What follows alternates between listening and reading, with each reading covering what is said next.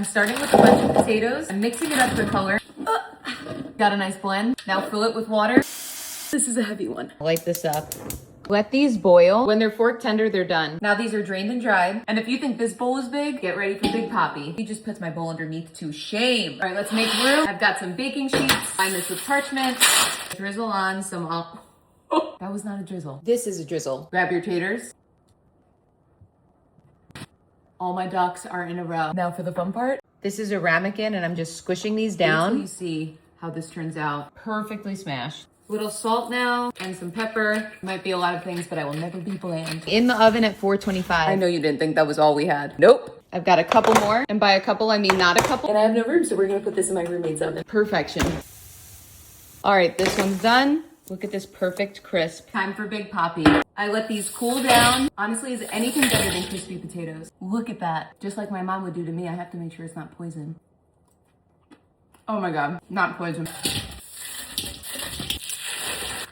Final one, I promise. Honestly, I feel like this could heal depression. These look amazing. You just can't be depressed while you're eating these. Time for the sauce. Light mayo with olive oil. We're making a big batch.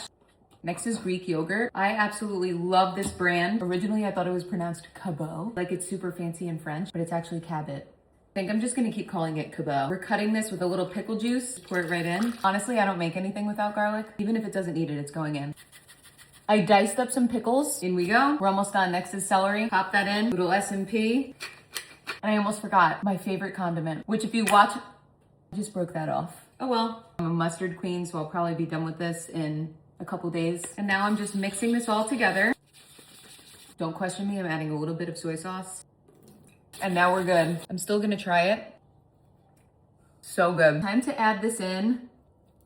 Yes. Last couple ingredients, I have some parsley, fresh dill, and green onion, and some feta. Looks absolutely divine. And now just mix this all together.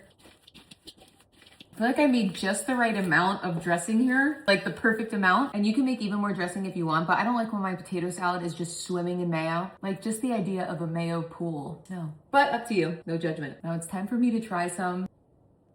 Cheers to this.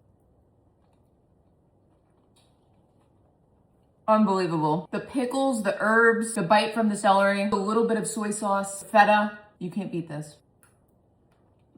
And now look at this. I was able to make actually 2 airtight containers filled with potato salad.